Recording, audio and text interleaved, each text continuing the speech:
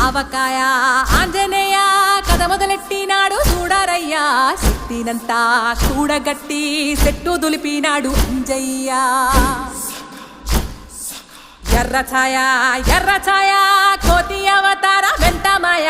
కత్తి సేత పట్టకుండా కాయ కోసినాడు కపిలయ్య